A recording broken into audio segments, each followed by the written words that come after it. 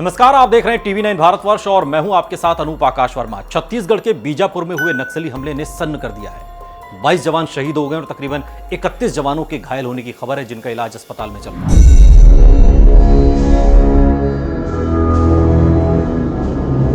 शहीद हुए जवानों में डीआरजी के 6, एसटीएफ के 6, कोबरा बटालियन के 9 और बस्तर बटालियन का 1 जवान शामिल है। जानकारी के मुताबिक नक्सली बड़ी संख्या में घात लगाकर बैठे थे और यूजीएनएल, रॉकेट लॉन्चर, इंसास और AK-47 जैसे आधुनिक हथियारों से लैस थे। शनिवार दोपहर तकरीबन 12:30 बजे से लेकर शाम 5:30 बजे तक ये मुठभेड़ हुई है। पी सुंदरराज, जो कि बस्तर के आईजी हैं, उन्होंने कहा कि नक्सली घात लगाकर बैठे हुए थे और तब उन्होंने हमला किया। जिला का सीमावर्ती इलाका जोनागुड़ा और टेकलागुड़म जंगल में पुलिस और नक्सली मुठभेड़ हुई थी। उस मुठभेड़ के पश्चात कल शाम तक का स्थिति ये थे, उसमें काफ़ी तगड़ा मुठभेड़ हुई थे। उसमें एक महिला माओवादी का डेड बॉडी रिकवर की गए थे। उसकी एक इंसास वेपन भी है, बाद में शिनाख्त हुए थे। एक पामेड LGS कमांडर माड़ी वनाजा के रूप में उनका शिनाख्त हुए थे। और उस मुठभेड़ में हमारा 7 जवान घायल होने का और 2 जवान शहीद होने का। जानकारी के मुताबिक सीआरपीएफ की कोबरा, बस्तर बटालियन, डीआरजी और एसटीएफ के तकरीबन 2000 जवान तर्रेम क्षेत्र के सिलगेर के जंगल में जोनागुड़ा के पास बीते करीब 2 दिनों से नक्सल विरोधी अभियान के तहत ऑपरेशन पर निकले हुए थे।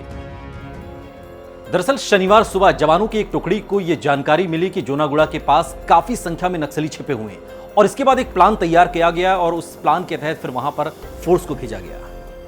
अधिकारियों ने बाद में जानकारी दी कि बड़ी संख्या में वहां पर नक्सली छिपे हुए थे। इस बात की जानकारी हमें मिली थी, इसलिए जवानों की बाकी टुकड़ियों को भी इसी इलाके में भेजा गया था।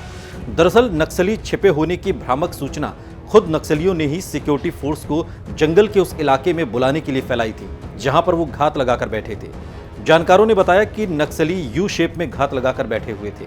जवान जैसे ही इस इलाके में पहुंचे, नक्सलियों ने चारों तरफ से गोलियां बरसानी शुरू कर दी। नक्सली पूरी तैयारी करके आए थे और करीब 5 घंटे तक दोनों तरफ से फायरिंग होती रही।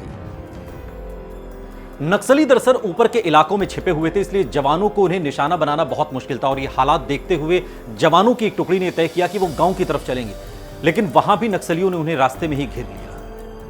नक्सलियों ने न सिर्फ जवानों को निशाना बनाया बल्कि उनके हथियार और बाकी सामान भी लूट लिए। इस हमले के पीछे नक्सली कमांडर हिडमा का हाथ बताया जा रहा है। जवाबी हमले में 9 नक्सलियों के मारे जाने की पुष्टि भी हुई है। बस्तर आईजी पी सुंदरराज ने बताया कि जहां पर मुठभेड़ हुई है, ये इलाका झीरम हमले के मास्टरमाइंड नक्सली कमांडर हिडमा का गांव है। हमले में शामिल नक्सली उसी के माओवादी ग्रुप के सदस्य थे। उन्होंने ये भी कहा कि घटनास्थल पर 250 से ज्यादा नक्सली मौजूद थे, जिन्होंने जवानों को चारों तरफ से घेर लिया था। और अब इस पूरे मामले के बाद आईजी नक्सल ऑपरेशन नलिन प्रभात एक बार फिर सवालों के घेरे में है। दरअसल 11 साल पहले दंतेवाड़ा में जब नक्सली हमला हुआ था, जिसमें 76 जवान शहीद हो गए थे, तब भी सीआरपीएफ के डीआईजी नलिन प्रभात ही थे। विपक्ष ये सवाल उठा रहा है कि आखिर क्या वजह है कि बार बार नक्सल प्रभावित इलाकों में नाकाम होने के बाद ही नलिन प्रभात को जिम्मेदारी दी जाती है। इस वीडियो पर आपकी क्या प्रतिक्रिया है, कमेंट बॉक्स में हमें जरूर बताइएगा। साथ ही देश और दुनिया की तमाम बड़ी खबरों के लिए देखते रहिए टीवी 9 भारतवर्ष। कोरोना के बढ़ते मामलों ने एक बार फिर से कहर बरपाया हुआ है। क्या कोरोना को लेकर आपके मन में कोई सवाल है? टीवी 9 भारतवर्ष के एक्सपर्ट डॉक्टर्स के पैनल से सवाल पूछें। सवालों का जवाब सुबह 11 बजे के बुलेटिन में प्रसारित होगा। आप अपने सवाल 7428198655 पर व्हाट्सएप करें। आप अपने सवाल आपका सवाल @tv9.com पर मेल करें। आपके सवाल का जवाब सुबह 11 बजे टीवी 9 भारतवर्ष पर दिखाया जाएगा। अपना नाम और शहर का नाम लिखना ना भूलें।